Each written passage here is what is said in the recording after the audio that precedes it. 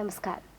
कला साहित्य उद्योग पर्यटन लगायत विविध विषयवस्तुदेखि लिएर विभिन्न विशिष्ट व्यक्तित्वदेखि सर्वसाधारणसम्मको मत राख्ने एउटै मात्र ठाउँ भातगाउँ डबलीमा यहाँलाई हार्दिक स्वागत छ। म कार्यक्रम प्रस्तुता पलिस्ता रञ्जितका। दर्शक महानुभावहरू, सरकारले अब असोज 1 गतेबाट विद्यालयहरूले स्थानीय तहको सिफारिसमा पुनर्सञ्चालन हुन पाउने निर्णय गरेपछि अहिले विभिन्न विद्यालयहरू पुनर्सञ्चालनमा आएका छन्। तर विभिन्न विद्यालयहरूमा स्वास्थ्य मापदण्डहरू पुगेका छन् कि छैनन् अथवा विद्यालय पुनर्सञ्चालनका पूर्वाधारहरू पुगेका छन् कि छैनन्, आजको कार्यक्रममा हामी यस विषयमा छलफल गर्नेछौँ। र साथसाथै आजको कार्यक्रममा हामी संस्थापक विद्यालय सङ्घ नेपाल इसानका विषयमा पनि कुराकानीहरू गर्नेछौँ। आज हाम्रो कार्यक्रममा हुनुहुन्छ संस्थापक विद्यालय सङ्घ नेपाल इसानका अध्यक्ष प्रेमजन थापा। यहाँलाई स्वागत छ। नमस्ते, धन्यवाद। हजुर, दिनचर्या कसरी बितिरहेको छ छोटकरीमा बताइदिनुहोस् न। अब हामीले विद्यालयसँग सम्बन्धित व्यक्तित्वको कारणले गर्दाखेरि म आफ्नो दैनिक जीवन विद्यालयमा गएर विद्यार्थीहरूसँग त्यही शिक्षण सिकाइ क्रियाकलाप गर्दै नै बितिरहेको छ। हजुर, आजको हाम्रो कार्यक्रममा चाहिँ हामी विद्यालय पुनर्स्थापनाका विषयमा कुरा गर्नेछौँ। तर सर्वप्रथम चाहिँ म इसान जुन यो संस्थापक विद्यालय सङ्घ नेपाल छ यसको स्थापना का विषयमा तपाईँलाई प्रश्न गर्न चाहन्छु। यो संस्था जुन छ संस्थागत विद्यालयहरूको यो कुन उद्देश्यबाट स्थापना भएको हो र अहिले इसानले गर्दै आएका कामहरू के छन्? संस्थागत विद्यालय सङ्घ नेपाल इसान भनेर यो 2063 सालमा औपचारिक रूपमा स्थापना भएको हो र यसलाई कानुनी औपचारिकता दिने काम चाहिँ 2064 सालमा मात्र भयो। र यसको मुख्य स्थापनाको उद्देश्य भनेको शैक्षिक उन्नयनको लागि एकता भन्ने यसको मूल नाराले नै प्रस्तुत गर्छ। र साथै यो निजी क्षेत्रबाट अथवा संस्थागत विद्यालय स्थापना गरेर शैक्षिक क्षेत्रमा योगदान दिने उद्देश्यले नै यसको स्थापना भएको हो। साथसाथै यो यस्ता विद्यालय अर्गनाइजेसनहरू हाम्रो नेपालमा धेरै छन्, जस्तो कि अन्य अर्गनाइजेसनहरूले पनि आफ्नै तरिकाले काम गरिराखेको स्थिति छ। तर वास्तवमा यो संस्थागत विद्यालय सङ्घ नेपाल इसान भनेर जुन स्थापना भएको छ यसको मूल उद्देश्य भनेको विद्यालय शिक्षालाई जुन अहिले निजीकरणको नाममा अलिकति व्यावसायिकतातिर बढी लगिराखेको स्थिति हामीले देख्यौँ, त्यसलाई अलिकति मिनिमाइज गर्ने, त्यसलाई कम गरेर यो निजी रूपमा स्थापना भएकै विद्यालयलाई पनि सेवामुखी विद्यालयको रूपमा अगाडि बढाउनु पर्छ भनेर हामीले यो संस्थाको सुरुवात गरेका हौँ। र साथसाथै यसले संस्थागत रूपमा स्थापित विद्यालयका सञ्चालकहरू, त्यसमा कार्यरत शिक्षकहरू भयो अनि विद्यालयकै पनि समग्र विकासको लागि सक्दो सहयोग गर्ने उद्देश्य लिएर यो चाहिँ स्थापना भएको हो। हजुर, जुन यो तपाईँले बताउनु भयो जस्तो निजी विद्यालयलाई पनि संस्थागतको रूपमा लाने इसानको नारा रहेको कुराहरू तपाईँले गर्नुभयो। अहिले चाहिँ म यसै विषयमा जोड चाहिँ अहिले जुन अनलाइन क्लासेसहरू विभिन्न निजी विद्यालयहरूबाट सञ्चालन भइरहेको छ त्यसमा चाहिँ यो लकडाउनको अवधिमा विद्यार्थीहरूलाई फुल शुल्क तिर्नुपर्ने गराइयो, तर शिक्षकहरूलाई चाहिँ तलब दिएन, हैन? फुल तलब चाहिँ उनीहरूले पाएनन् पूर्ण रूपमा। यो हुनुको कारण के हो र इसानबाट चाहिँ यो विषयमा पनि कुराकानीहरू र यस विषयमा पनि आवाज उठाउने काम भएका छन् कि छैनन् त? हामीले के भनेका छौँ भन्दाखेरि विद्यार्थीलाई अनलाइनको माध्यमबाट पुरै कक्षाहरू चलाउने, त्यो बापत हामीले विद्यार्थीसँग अब अभिभावकहरूको अहिलेको स्थिति हेरेर सक्दो हामीले 100% नै उठाउनुपर्छ भन्ने हाम्रो सोचमा अगाडि बढेको हो। तर कन्डिसनहरू अप्लाई भयो भने, त्यस्तै स्थिति पर्यो भने अब शुल्कमा चाहिँ 75% सम्म उठाएर भए पनि शिक्षकलाई पनि त्यही आधारमा हामीले दिने सोच हामीले बनाएका हौँ। र हाम्रा कतिपय विद्यालयहरूले, हाम्रो मेम्बर विद्यालयहरूले 100% तलब दिएको स्थिति पनि छ। र जुन विद्यालयहरूले अलिकति थोरै उठाएको छ, अब 75% उठाए वा कतिपय विद्यालयले 25% पनि शुल्क उठाएको स्थिति छ, त्यही अनुसार शिक्षकलाई 50% वा 75% मात्र चाहिँ स्यालेरी दिने किसिमको व्यवस्थापन गरेको पनि हामी देखिरहेका छौँ। तर हाम्रो एउटा के सोचाइ छ भन्दाखेरि विद्यार्थीलाई पनि समग्र रूपमा सबै विषयहरू पढाउने अनि शुल्क पनि अब 100% नै लिएर शिक्षकलाई पनि 100% नै दिनुपर्छ भन्ने हाम्रो चाहिँ मान्यता हो। अर्को प्रश्न यसैमा जोड्न चाहे, जस्तो अहिले पनि विभिन्न शिक्षकहरूले फुल स्यालेरी नपाएको गुनासाहरू सुनिए होइन, र साथसाथै यो शिक्षकहरूलाई चाहिँ बेला बेलामा स्यालेरी दिए पनि अपुग रूपमा दिएको छ अरू अन्य समयहरूमा पनि।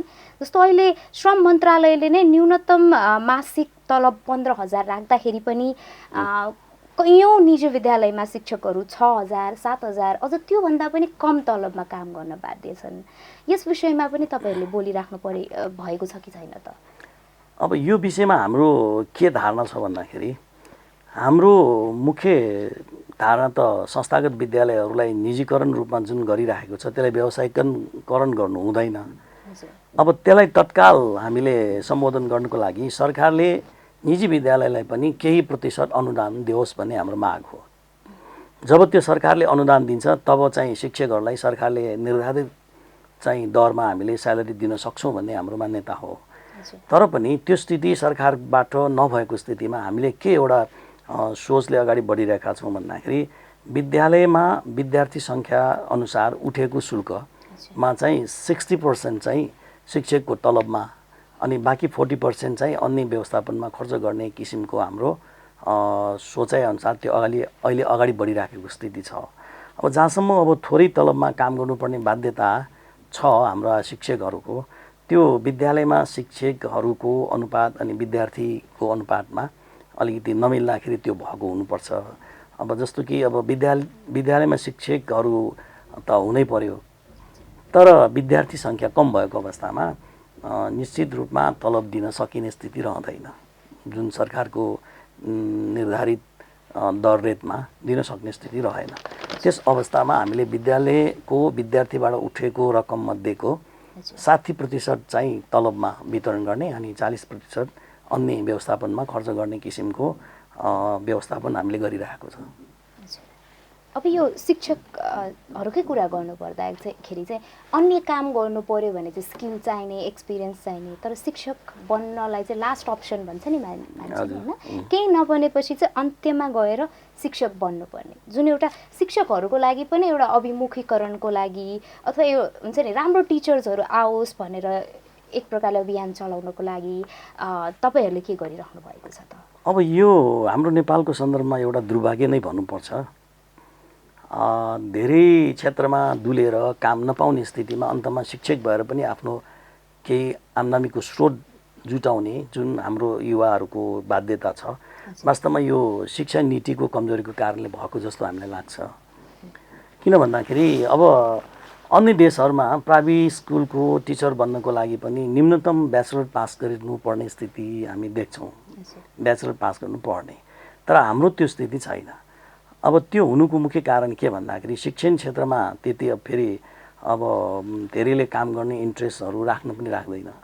अनि हाम्रो शिक्षा क्षेत्र पढेर आउने विद्यार्थीहरू अन्य विषयवस्तु पढ्न नपाउने स्थितिमा मात्र शिक्षाशास्त्रमा पढेर अनि शिक्षक हुन आउने स्थिति हामी देख्छौँ।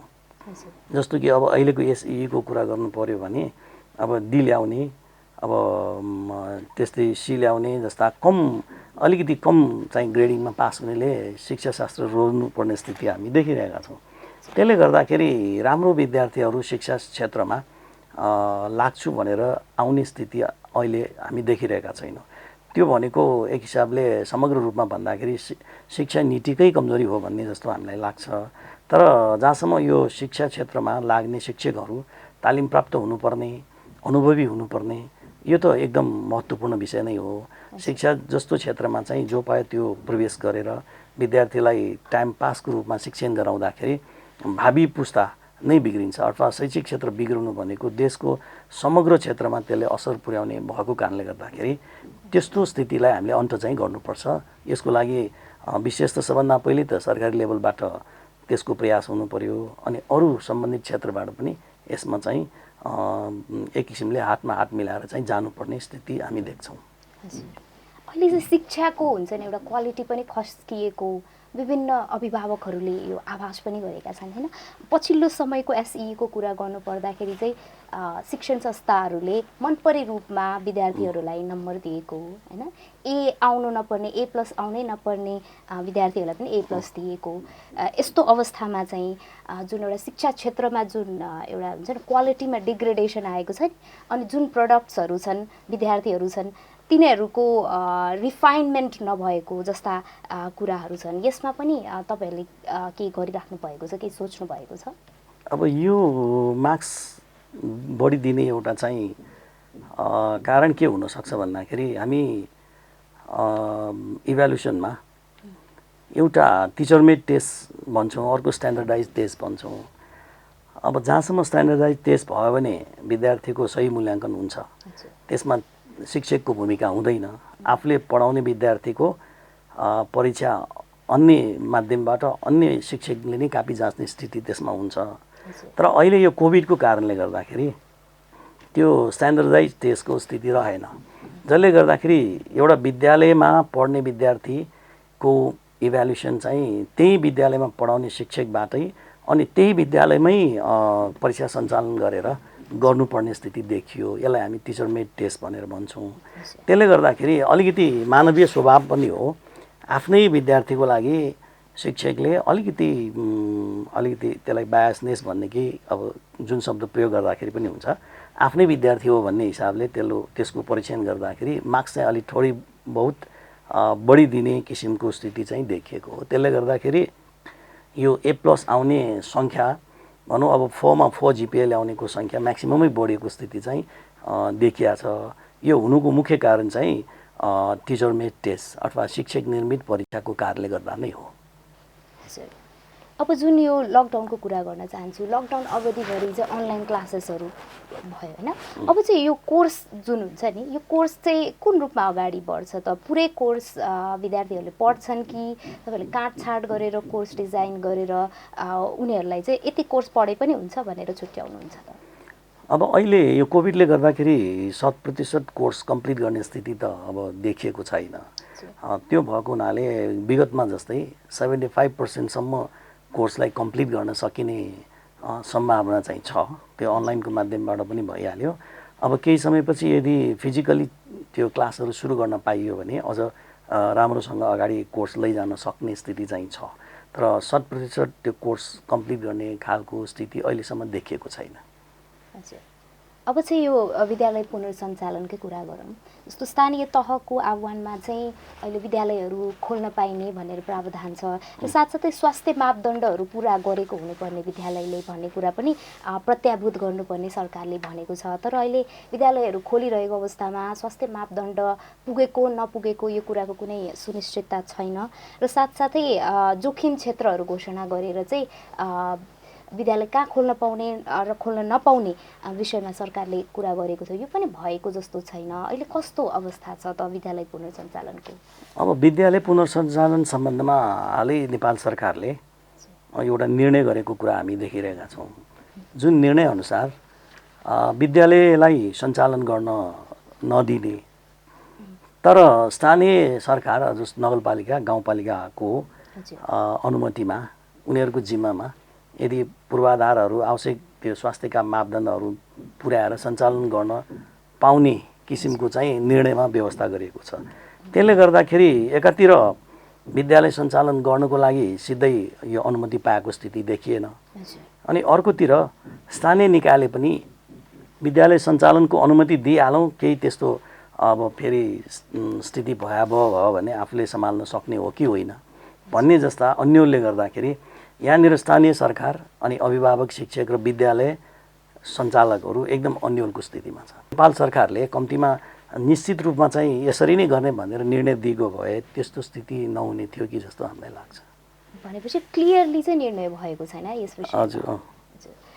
अब अर्को प्रश्न चाहिँ यो जुन यो जुन अवधि छ नि यो अनलाइन क्लास भएको अवधिमा चाहिँ विद्यार्थीहरूले भर्चुअली क्लास लिए। अब चाहिँ यो असोज 1 गतेबाट चाहिँ उनीहरू स्कुल जान्छन् होइन। अनि यसमा चाहिँ फी कति तिर्नुपर्छ भन्ने कुरामा एकरूपता रहेको छैन। विद्यालयहरूले पनि मनपरी रूपमा पैसा उठाइरहेको अहिले कुराहरू सुनियो। अभिभावकहरू पनि अन्यलमा छन् होइन, त्यसको फी तिर्ने कि फुल तिर्ने कि पार्सियली तिर्ने कि विद्यार्थीलाई अर्कै स्कुलमा भर्ना गर्ने कि यस विषयमा पनि अन्यलहरू छन्। यो विषयमा चाहिँ तपाईँको राय के छ त? अब यसमा हामीले एक किसिमको हाम्रो खाका के छ भन्दाखेरि विद्यार्थीलाई 100% शुल्क तिराउने हिसाबले जाँदाखेरि अलिकति समस्या त हामी देखिरहेका छौँ अभिभावकको लागि होइन। अनि अर्कोतिर शिक्षकलाई 100% तलब दिनुपर्छ भन्ने मागले गर्दाखेरि त्यहाँनिर अलिकति कन्ट्रोभर्सी चाहिँ छ त्यहाँनिर। अब यसलाई कसरी सम्बोधन गर्ने भन्ने कुरा एउटा महत्त्वपूर्ण निर्णयमा जानुपर्ने स्थिति हामी देख्छौँ। र जहाँसम्म यो विद्यालयको सञ्चालनमा केही ढिला भएको वा नपुगेको भन्ने कुरा छ, त्यसलाई यो निश्चित टाइम बााउन्ड तोकेर यो गत सालमा अलिकति केही महिना बढाएर शैक्षिक सत्र पुरा गराए जस्तै त्यो स्थिति ल्याएर पनि 100% शुल्क तिर्नलाई अभिभावकलाई अनुरोध गर्न सकिन्छ र त्यही अनुसारको शिक्षकको लागि पनि व्यवस्थापन गर्न सकिन्छ कि भन्ने हाम्रो चाहिँ एक किसिमको अहिले सोचाइहरू भइराखेको छ। हजुर, अभिभावकहरूको गुनासो चाहिँ के छ भन्दाखेरि नाफा कमाउँदाखेरि चाहिँ नाफा भएको समयमा चाहिँ अभिभावकहरूले साथ दिए र विद्यालय पनि सँगै गए, अभिभावकहरूसँगै खुसी थिए सबैजना। तर अहिले सङ्कटको समय आउँदाखेरि चाहिँ विद्यालयले अभिभावकको चाहिँ साथ नदिएको अथवा जुन भावनालाई नबुझिकन शुल्क उठाउन खोजेको भन्ने गुनासाहरू छन्। यो कतिको जायज जस्तो लाग्छ कि लाग्दैन तपाईँलाई? अब यो पनि एक किसिमको आफ्नै ठाउँबाट ठिकै हो होइन, तर पनि अब जुन नाफा कमाउने भन्ने शब्द जुन छ हामीले धेरै सुनेको हो। निजी विद्यालयले नाफामुखी भयो भन्ने कुरा धेरैतिरबाट आन्दोलन पनि भएको हो र विद्यालयहरूमा हडताल पनि नभएको होइन। तर हामी के भन्छौँ भन्दाखेरि सबै विद्यालय नाफामुखी होइन भन्ने हाम्रो एउटा मान्यता हो। जस्तै संस्थागत विद्यालय सङ्घ नेपाल इसान आबद्ध विद्यालयहरू कुनै पनि नाफामुखी हो भनेर हामी भनिरहेका छैनौँ। हामीले यसलाई सेवामुखी रूपमा र कम शुल्कमा यो पढाइ सञ्चालन गरिरहेका छौँ भनेर हामीले ठाउँ ठाउँमा भन्दै आएकै पनि हौँ। त्यस अर्थमा हामीले अब विगतमा नाफा खाइयो, अहिले चाहिँ सङ्कटमा चाहिँ टिचरलाई चाहिँ तलब दिन नसकिने भन्नु अनि अभिभावकसँग शुल्क चाहिँ कडा गरेर उठायो भन्नु किसिमको जुन आरोपहरू छ, त्यो मलाई लाग्छ यो संस्थागत विद्यालय सङ्घ नेपाल इसान आबद्ध विद्यालयलाई त्यो भनेको जस्तो मलाई लाग्दैन, केलाई लागू हुँदैन जस्तो मलाई लाग्छ। मैले भने हाम्रो विद्यालय अर्गनाइजेसनभित्रको विद्यालयहरू नितान्त सेवामुखी रूपमा अगाडि बढिराखेको छ भन्ने कुरा हामीले देखाउँदै आएका पनि छौँ। अब कति अवस्थामा धेरैले बुझिराखेको स्थिति पनि हामीलाई लाग्छ। हजुर, तर कतिपय स्थान अन्तर्गतकै विद्यालयहरूले पनि होइन बिल्डिङहरू थपेको अथवा स्कुल बसेसहरू थपेको अझ थप हुन्छ नि एक्सटेन्सन गरेको कुराहरू छन् होइन। यो त स्वतस्फूर्त नाफामुखी भएरै उनीहरूले यो गर्न सकेका हुन् नि। अब यसमा पनि के छ भन्दाखेरि कतिपय विद्यालयहरूले हाम्रा मेम्बर विद्यालयहरूले विद्यालय बस आवश्यकता अनुसार थपेको स्थिति हामी छ, त्यो नभएको होइन। तर त्यो बस थप्दाखेरि वा भौतिक संरचना निर्माण गर्दाखेरि धेरैजसो विद्यालयहरूले ऋण लिएरै गरिराखेको स्थिति हामी देखिरहेका छौँ। र अहिले पनि थुप्रै विद्यालयहरू विभिन्न ब्याङ्कहरू विभिन्न सहकारीबाट ऋण लिएर गाडी सञ्चालन गरिराखेको, भौतिक निर्माण गरिराखेको स्थिति हामी हेर्न सक्छौँ वा सम्बन्धित विद्यालयमा गयो भने त्यो हामी बुझ्न सक्छौँ। कागजातहरू चेक गऱ्यो भने थाहा हुन्छ।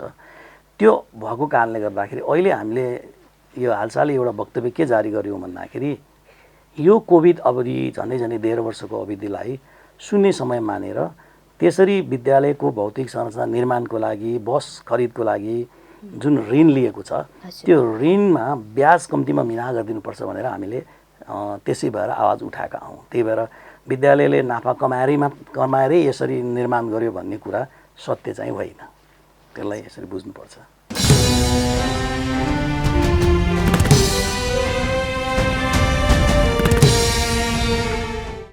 यो अब स्कुलको लागि स्कुल बसहरू किन्ने त अब ठुला विद्यालयले गर्छन्, अलि धेरै एक्सटेन्सन भएको विद्यालयहरूले गर्छन्।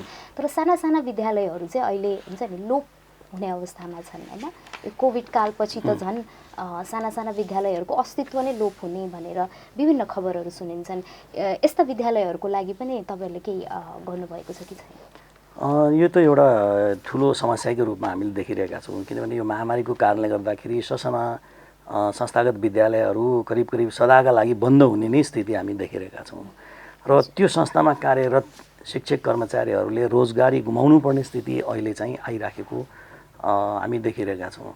अब त्यस्तो स्थितिबाट यदि पार पाउने हो र त्यस्ता विद्यालयहरूलाई अझ सञ्चालनमा सहज बनाइदिने हो भने यसमा विशेष भूमिका नेपाल सरकारकै हुन्छ जस्तो मलाई लाग्छ। किन भन्दाखेरि ती संस्थाहरूलाई हामीले त्यो विघटन हुन दिनु हुँदैन, किनभने कुनै न कुनै रूपमा यो निजी विद्यालय संस्थागत विद्यालयले राष्ट्रको शैक्षिक उन्नयनमा धेरै राम्रो सहयोग गरिराखेको हामी देखिरहेका छौँ। किनभने यो एसइईदेखि लिएर विभिन्न परीक्षाहरूको परिणाममा पनि एउटा अब्बल विद्यार्थी उत्पादन गर्ने संस्थाहरूको रूपमा निजी विद्यालय रहेकै छ। त्यस अर्थमा पनि यो निजी विद्यालयलाई सञ्चालनको लागि सरकारले कुनै न कुनै रूपमा सहयोग गर्नुपर्छ भन्ने माग अझै हामीले गरिरहेका छौँ। अब उनीहरूलाई सहुलियत ऋण दिएर हुन्छ कि वा उनीहरूले प्राप्त गरेको ऋणमा ब्याज मिना गरिदिएर हुन्छ कि यो कुनै न कुनै उपायबाट एउटा चाहिँ देशको प्रमुख निकाय रूपमा सरकारी पक्षबाट सहयोग गर्यो भने त्यो चाहिँ बन्द हुने स्थितिलाई हामी रोक्न चाहिँ सक्छौँ। जस्तो अब यो इसान अन्तर्गत चाहिँ विभिन्न एक्स्ट्रा करिकुलर एक्टिभिटिजहरू हुन्थ्यो नि पहिला पहिला। अब यो लकडाउन फेज भएपछि यो बन्द गर्नु परेको अवस्था छ होइन। अब फेरि पुनर्सञ्चालन भइसकेपछि विद्यालयहरू यो एक्स्ट्रा करिकुलर एक्टिभिटिजहरू इन्टर स्कुल कम्पिटिसन्सहरूलाई चाहिँ कुन रूपमा लाने सोच्नु भएको छ? अब यो कम्पिटिसनहरू एउटा महत्त्वपूर्ण पक्ष हो विद्यालयको विद्यार्थीहरूको समग्र विकासको लागि। यसले मानसिक शारीरिक र संवेगात्मक विकासमा धेरै राम्रो टेवा पुग्छ भन्ने आधारमै हामीले विगतमा एउटा क्यालेन्डर बनाएरै विभिन्न गतिविधिहरू हामीले गर्दै आएका थियौँ र अब कोभिडको कारणले गर्दाखेरि त्यो गर्न सक्ने सम्भावना हामीसँग अहिले छैन। तर पनि अब यदि फिजिकली हामीले चलाउन सक्ने वातावरण भयो भने त्यसलाई फेरि हामीले अगाडि बढाउने किसिमले हाम्रो क्यालेन्डरहरू अलरेडी तयारी अवस्थामै छ। हामी त्यो अनुसार कार्यक्रमहरू गरेर अगाडि जान्छौँ। हजुर, अब यो शिक्षाकै संयन्त्र बनाउने क्रममा चाहिँ इसानको अन्य संस्थाहरू प्याप्सन एनप्याप्सन लगायतका संस्थाहरूसँग समन्वय कस्तो छ र एकरूपता कस्तो छ त? अब यो संस्थागत विद्यालय सङ्घ नेपाल इसान र अन्य संस्थाहरू भनेपछि जस्तो कि अहिले उठेको प्याप्सन एनप्याप्स पनि भन्नुभयो, यी संस्थाहरूसँगको हाम्रो सामान्य सम्बन्ध नभएको चाहिँ होइन। तर पनि ती संस्थाहरू र संस्थागत विद्यालय सङ्घको गठन प्रक्रियामा अलिकति चाहिँ हामी भिन्नता देख्छौँ। किन भन्दाखेरि अब एनप्याप्सन र कतिपय अवस्थामा प्याप्सनका केही सदस्यहरूले विद्यालयलाई अथवा निजी विद्यालयलाई एउटा कम्पनी एक्टमै चलाउनुपर्छ भन्ने उनीहरूको सोच छ। उनीहरूको अवधारणा नै कम्पनी एक्टभित्रै रहेर चलाउने भन्ने हो। कम्पनी एक्ट भनेपछि त्यो त स्वाभाविक रूपमा व्यावसायिकरण हुने नै भयो। तर संस्थागत विद्यालय सङ्घको अवधारणा के छ भन्दाखेरि हामीले विद्यालयलाई कम्पनी एक्टभित्र राख्नु हुँदैन। कम्पनी एक्टभित्र राखेपछि निजी विद्यालयले व्यापार गर्यो भनेर कसैले आवाज उठाउनुको कुनै आवश्यकता नै रहेन, किनभने त्यो दर्ता नै निजी व्यापारको रूपमै गरेपछि त उसले व्यापार त गर्छ। त्यसकारण यो शिक्षा क्षेत्रमा व्यापार भनेको गलत हो भन्ने हाम्रो मान्यता हो। त्यसकारण यो निजी रूपमा सञ्चालन भएको संस्थागत विद्यालय भए पनि हामीले हाम्रो विधानमै के लेखेका छौँ भन्दाखेरि शिक्षा र स्वास्थ्यको मुख्य जिम्मेवारी भनेको सरकारको हो। जुन बेला शिक्षा र स्वास्थ्यलाई सरकारले आफ्नो माटनमा लिन्छ त्यो बेला हामीले यो संस्थागत विद्यालय हाम्रो आवश्यकता होइन भनेर हामी त्यो त्यसैमा घोषणा गरिदिएका छौँ हामीले हाम्रो विधानमै। त्यस अर्थमा हामीले निजी वा संस्थागत विद्यालयलाई व्यापारीकरण गर्नु हुँदैन भन्ने हाम्रो अवधारणा अनुसारै हामी अगाडि बढिरहेका छौँ र अरू संस्थाहरू त्यो स्थितिमा छैन। त्यही भएर त्यो संस्था र संस्थागत विद्यालय सङ्घ नेपाल इसानको बिचमा मुख्य भिन्नता चाहिँ यहाँनिर हो। अनि अरू जुन गतिविधिका कुराहरू छ त्यसमा अलिकति हामी समन्वय गरेर जाने वा गइराखेको स्थिति चाहिँ छ हाम्रो। हजुर, अब चाहिँ जुन यो आगामी दिनहरूमा चाहिँ इसानको एउटा फोकस चाहिँ के कुरामा रहने आकलन गर्न सकिन्छ त? अब संस्थागत विद्यालय सङ्घ भनेपछि अब विद्यालय क्षेत्रको महत्त्वपूर्ण संस्थाको रूपमा हामीले यसलाई अगाडि बढाइरहेका छौँ। त्यो अर्थमा हाम्रो मुख्य फोकस भनेको अब यो कोभिडको बिचमा विद्यालयलाई पुनः सञ्चालन कसरी गराउने र के मापदण्ड अपनाउनुपर्छ त्यो सबै अपनाएर भए पनि हामीले विद्यालयलाई पुनः सञ्चालन गर्नुपर्छ र त्यसको लागि सम्बन्धित निकायबाट सहयोग गर्नुपर्छ भनेर हामीले माग उठाइरहेका छौँ। किन भन्दाखेरि यो कोभिडको जुन यो भ्याक्सिन उत्पादन पनि भइरहेछ, अर्को नयाँ भेरिएन्टहरू पनि आइराखेको छ। यो तनावको बिचमा अब त्यो त्यत्तिकै रहिरहँदाखेरि यस्तो अब जुन महामारीहरू विगतको हेर्दाखेरि कम्तीमा 3 वर्ष 5 वर्षसम्म लम्बिएको स्थिति छ। अब यो कोभिड पनि त्यसरी नै लम्बियो भने कि त्यतिन्जेलसम्म हामीले विद्यालय सञ्चालन नगरिकन हाम्रो विद्यालयमा पढ्ने विद्यार्थी भाइ बहिनीहरूको पुरै भविष्यलाई नष्ट गर्ने अनि देशकै शिक्षा क्षेत्रलाई तहसनहस गर्ने स्थितिमा हामी बस्न सकिँदैन। त्यसो भएको हुनाले यो बिचमा पनि कुनै न कुनै उपाय अपनाएर हामीले विद्यालय सञ्चालनको वातावरण बनाउनुपर्छ भन्ने हाम्रो मान्यता हो। साथसाथै एउटा हामीलाई के पनि लाग्छ भन्दाखेरि जबसम्म अब यो कोभिड-19 को भाइरसले सबै मान्छेहरूलाई आक्रान्त गर्दैन वा सबै मान्छेलाई सरेर त्यो मास चाहिँ त्यो पुरै मासमै फैलिएर त्यसबाट एउटा अब व्यक्तिमा त्यो इम्युनिटी डेभलप हुँदैन, त्यो बेलासम्म यसको त्रास त रहिरहन्छ। त्यो भएको हुनाले अब कतिन्जेल हामीले बन्द बसेर वा विद्यालयमा बन्द गरिराख्ने त्यो चाहिँ ठिक लाग्दैन। किनभने अहिले आएर फेरि जीवनका हरेक पक्षहरू खुलिराखेको अवस्था छ। अब गाडी खुल्नेदेखि बजारहरू हुँदा सिनेमा हल समेत खुलिसकेको अवस्थामा विद्यालय क्षेत्रलाई मात्र बन्द गरिराखेर यसले शैक्षिक क्षेत्रमा नोक्सान हुन्छ भन्ने हाम्रो मान्यता हो। त्यही भएर हामीले विभिन्न स्वास्थ्यका सुरक्षाहरू अपनाएर भए पनि विद्यालय सञ्चालन गर्न पाउनुपर्छ वा त्यसको लागि सरकारले सहज वातावरण बनाइदिनुपर्छ भन्ने कुरा हामीले राख्दै आइरहेका छौँ। हजुर, अहिले चाहिँ यो अनलाइन हुँदाखेरि चाहिँ अनलाइन क्लासेसहरू भर्चुअल क्लासेसहरू हुँदाखेरि चाहिँ यसको प्रभावकारिता कस्तो छ हैन, अनि कति स्टुडेन्ट्सहरूमा यसको एक्सेस छ, यो कुरालाई पनि मध्यनजर गर्नुभएको छ कि छैन? हजुर, अब यो त एकदम महत्त्वपूर्ण विषय भइहाल्यो अहिलेको अवस्थामा। किन भन्दाखेरि नेपाल जस्तो अति कम विकसित देशमा यो अनलाइनको शिक्षाको लागि चाहिने जुन इन्टरनेटको सुविधा छ त्यो त्यति एक्सेस छ भनेर हामी भन्दैनौँ। किन भन्दाखेरि एकदम न्यून विद्यार्थीहरूमा त्यो छ। त्यसले गर्दाखेरि कतिपय विद्यार्थीहरूलाई त्यो अनलाइन कक्षाको लागि त्यो इन्टरनेटको उपलब्धता मात्र होइन कि उनीहरूसँग आवश्यक एउटा हुन त महत्त्वपूर्ण ल्यापटप नै हो। अब ल्यापटपको कुरो त छोडेर अब मोबाइलबाट पनि क्लास लिने अब बढी सङ्ख्यामा हामी छौँ। अब त्यस्तो खालको एन्ड्रोइड मोबाइलहरू उपलब्ध भएको स्थिति हामी देखिरहेका छैनौँ। त्यस अर्थमा अब एकातिर यो नेट अनलाइन अथवा अनलाइनको व्यवस्था नहुने, अर्कोतिर भएकै अवस्थामा पनि हाम्रो यो विद्युत प्रसारणको जुन गडबडी छ, छिनछिनमा बत्ती जाने जस्ता कारणले गर्दाखेरि यो अनलाइन कक्षा त्यति प्रभावकारी भइराखेको छ भनेर हामी भन्दैनौँ।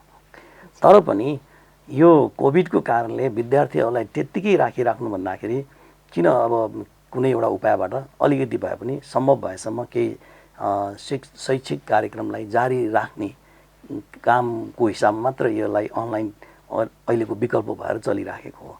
नत्र त वास्तवमा यो अनलाइन कक्षा त्यति प्रभावकारी नभएको कुरा त हामीले प्रत्यक्ष रूपमा देखिरहेकै छौँ। कार्यक्रमको अन्त्यमा चाहिँ जुन यो समग्र हामीले शिक्षा क्षेत्रलाई हेर्दाखेरि चाहिँ अहिले चाहिँ सबभन्दा महत्त्वपूर्ण कुरा के हो र परिवर्तनका लागि अथवा मोडिफिकेसनका लागि अहिले जुन एउटा प्रायोरिटी भन्छौँ नि हैन, त्यो चाहिँ के हो त, त्यति बताइदिनुहोस् न।